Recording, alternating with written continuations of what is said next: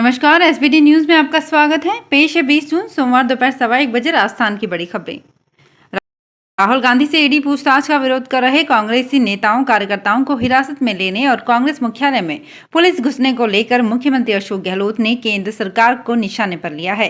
गहलोत ने कहा कि अगर राजस्थान बीजेपी दफ्तर में पुलिस घुस जाए तो उन पर क्या बीतेगी। दिल्ली में मीडिया से बातचीत में गहलोत ने कहा कि राजस्थान में हमारी सरकार है, लेकिन शांतिपूर्ण आंदोलन करना सबका संवैधानिक अधिकार है। हमारी सरकार कानून सम्मत कार्यवाही ही करती है। अजमेर सहित जिले भर में प्री मानसून की 2 दिन से हो रही बरसात से मौसम में परिवर्तन आया है। लगातार बारिश और ठंडी हवा चलने से सोमवार को लोगों को गर्मी से भी सर्दी का एहसास हुआ है। लगातार बारिश व ठंडी हवा चलने से सोमवार को लोगों को गर्मी में भी सर्दी का एहसास हुआ है। अजमेर में सोमवार सुबह 9 बजे तापमान 23 डिग्री दर्ज किया गया। बीते दिनों से पड़ रही गर्मी से लोगों का हाल बुरा था। शनिवार रात व रविवार को दिन भर रुक रुक कर बरसात होती रही और जिससे तापमान में गिरावट आई है। अजमेर में रविवार रात को भी बरसात हुई और सोमवार सुबह बरसात का दौर चलता रहा। इससे सड़कों पर पानी ही पानी हो गया। जयपुर के मोती डूंगरी गणेश जी मंदिर में श्रद्धालुओं को मिलने वाला प्रसाद का लड्डू शुद्धता में 100% खरा उतरा है। ये राज्य में पहला मंदिर है जिसे blessful hygienic offering to God योजना के तहत FSSAI से भोग टैग मिला है। यानी इस मंदिर से प्रदेश में इस योजना का श्री गणेश हो गया है। आज सोमवार को दिल्ली से टीम आकर महंत कैलाश शर्मा को ये सर्टिफिकेट देगी। राजस्थान के अधिकतर जिलों में रविवार देर रात से ही रुक रुक कर बारिश हो रही है। सोमवार को 18 जिलों में तेज बारिश और बिजली गिरने का अलर्ट जारी किया गया है। इससे पहले रविवार को प्री मानसून जमकर बरसा। हनुमानगढ़ में राजस्थान का सबसे ठंडा दिन रहा।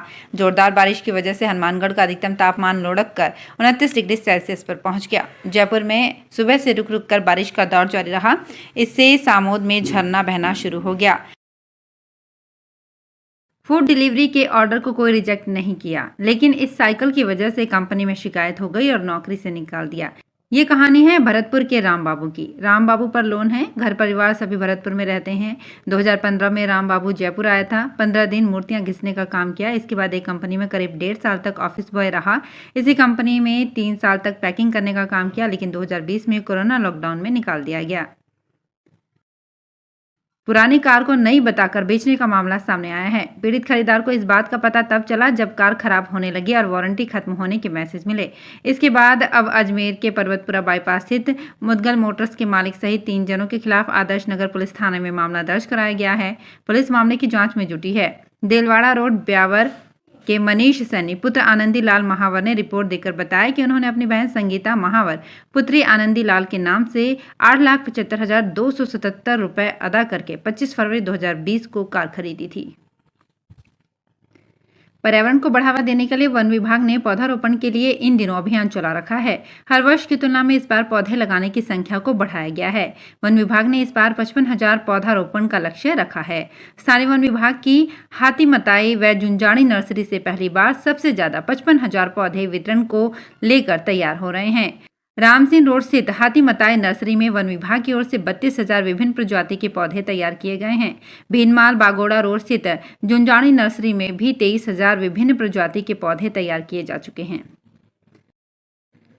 शिक्षा विभाग ने प्रदेश में 5,540 पदों पर पीटीआई की भर्ती निकाली है। इनमें 4,899 जनरल और 647 पदों पर टीएसपी क्षेत्र के लिए कैंडिडेट्स का चयन किया जाएगा। 23 जून को आवेदन प्रक्रिया शुरू होगी, जो 22 जुलाई तक चलेगी। वहीं 25 सितंबर को भी भर्ती परीक्षा होगी।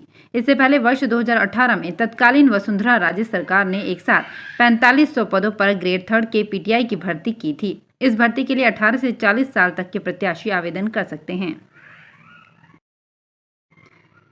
यूडीएच मंत्री शांति धारीवाल ने कहा कि भाजपा को जनता के कामों से उनका कोई सरोकार नहीं है। वे कोटा नगर निगम में आयोजित पट्टा वितरण समारोह में बतौर मुख्य अतिथि संबोधित कर रहे थे।